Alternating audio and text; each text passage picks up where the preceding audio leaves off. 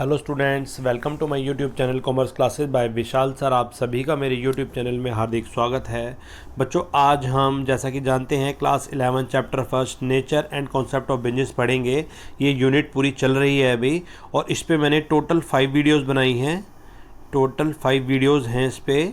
अगर आपने नहीं देखी हैं तो आप सारी ज़रूर देखें। और ये जो है ये वीडियो नंबर आपकी 4। इससे पहले 3 वीडियोज़ बनी हुई हैं, वो जरूर देखें। इसके बाद एक वीडियो और है, वो भी देखें। तो आइए हम पढ़ाई की ओर चलते हैं। आज हम पढ़ रहे हैं ऑब्जेक्टिव ऑफ बिजनेस के उद्देश्य।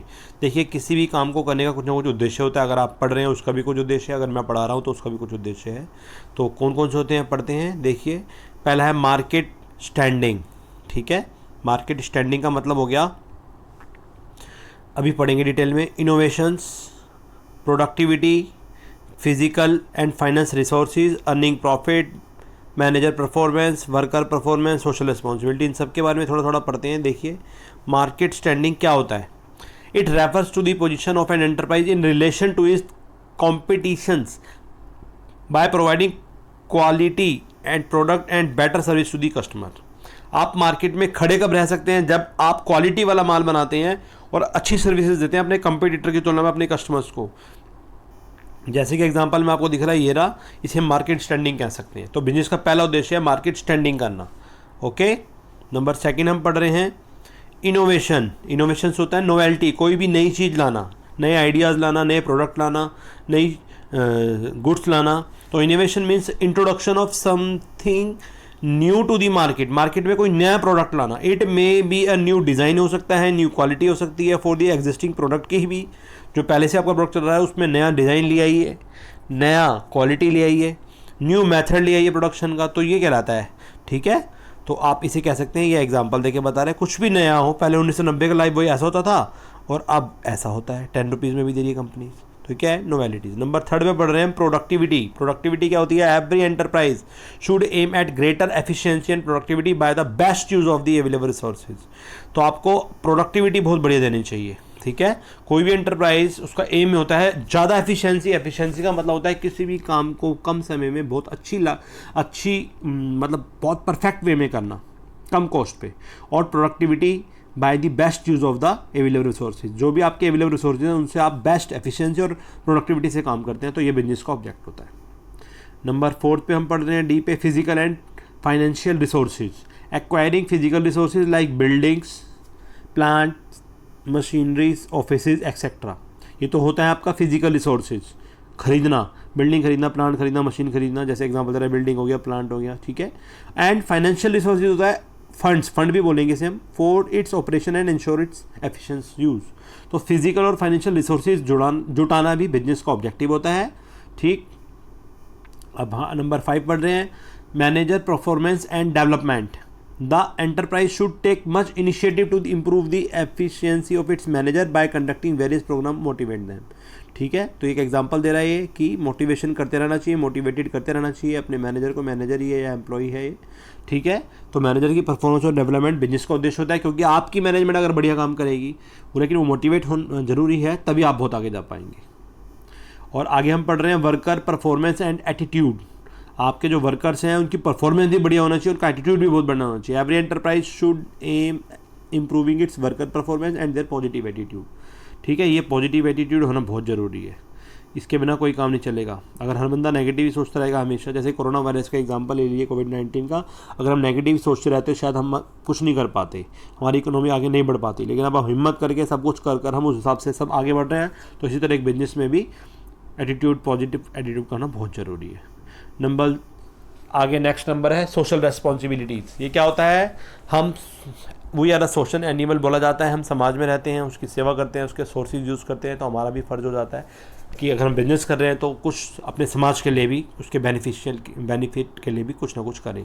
तो it refer to the social obligations of business firms to contribute resources of solving social problems and to work in a socially desirable manner. तो हमें ऐसा काम नहीं करना चाहिए कि हम अपना पर्सनल प्रॉफिट देखें और हमारे समाज का नुकसान हो रहा हो, तो ऐसा नहीं करना चाहिए। अब मोस्ट इंपॉर्टेंट टॉपिक पढ़ रहे हैं आज हम, बिजनेस रिस्क। ये बहुत इंपॉर्टेंट टॉपिक है, व्यावसायिक रिस्क बोलते हैं इसको। ठीक है, बिजनेस रिस्क। देखो क्या होता है, रिस्क क्या होता है रिस्क? जोखिम, व्यावसायिक जोखिम कहते हैं हिंदी में इसको। रिस्क का मतलब है पॉसिबिलिटी ऑफ लॉस। रिस्क को एक कोटेशन में बोला जाए तो क्या है, एक लाइन में बोला जाए तो क्या है? पॉसिबिलिटी ऑफ लॉस, लॉस होने की संभावना। ठीक है, बिजनेस रिस्क क्या है? लॉस होने की संभावना, कि आपको लग रहा है कि मुझे लॉस होएगा।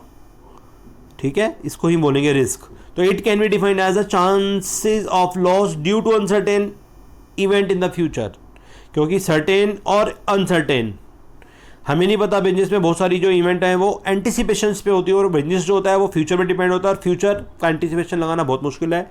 तो कुछ सर्टेन अनसर्टेन इवेंट्स ऐसी होती हैं जिससे में लॉस होने के चांसेस हैं, और इसी को हम कहते हैं risk. Possibility of loss means risk.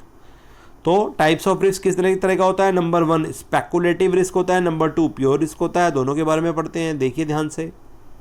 Speculative risk क्या होता है? It involves both chances of gain और लॉस। स्पेकुलेशन का मतलब होता है जुआ, ठीक है, चांस लेना। तो इसमें गेन भी हो सकता है, लॉस भी हो सकता है।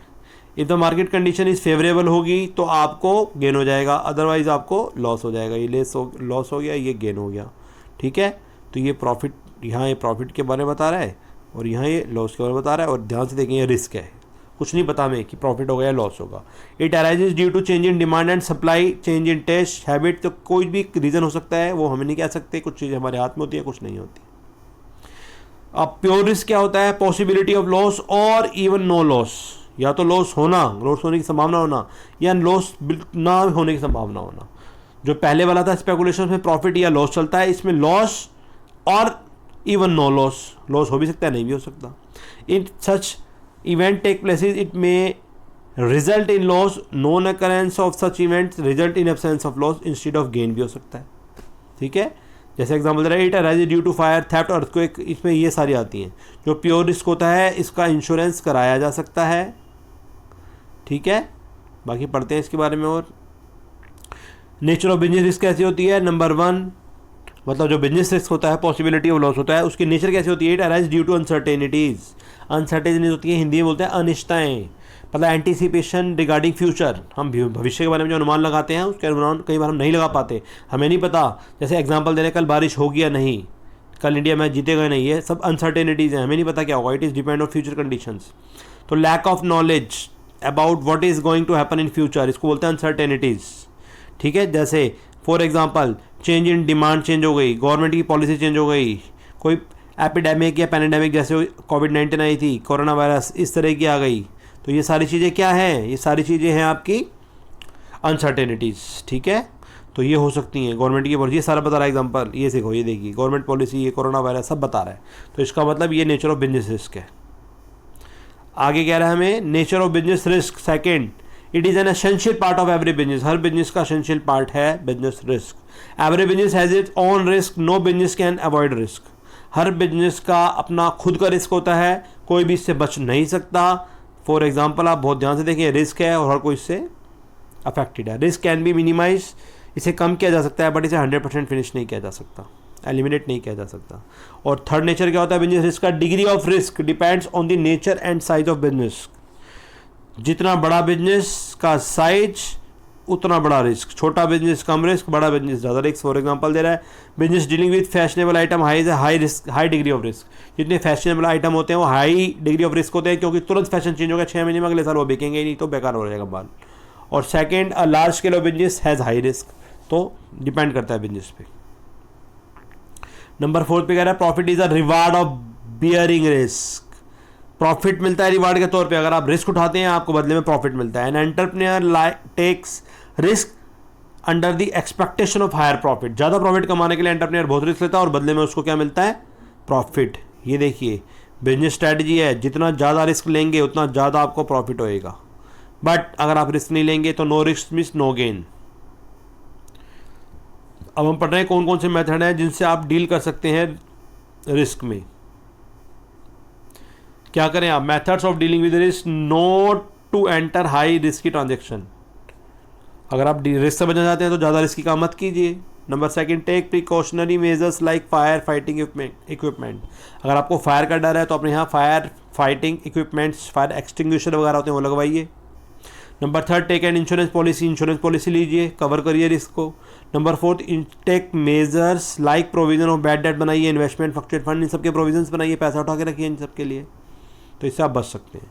अब मोस्ट इंपॉर्टेंट टॉपिक हम पढ़ रहे हैं, causes of business risk. Most important topic है।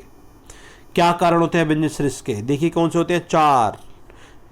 Number 1 natural causes, number 2 human causes, number 3 economic causes और नंबर 4 अदर कॉजेज। सबके बारे में थोड़ा थोड़ा पढ़ते हैं, ध्यान से देखिए।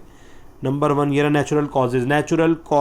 Natural calamities, flood, fire, earthquake, जो भगवान का प्रकोप, नेचुरल कैलामिटीज़ बोलते हैं इनको। ये रहा जो नेचुरल चीज़ें से होती हैं, प्रकृति के द्वारा होती हैं, उनको नेचुरल कॉजेज बोला जाता है। ये भी रिस्क रहती हैं, इसमें फ्लड भी आ सकती है, फायर भी आ सकती है, ड्राउट भी आ सकता है, अर्थक्वेक भी आ सकती है, ये सारी होती हैं, जैसे कि आप इस डायग्राम में अच्छे से देख रहे हैं, फ्लड आई हुई है।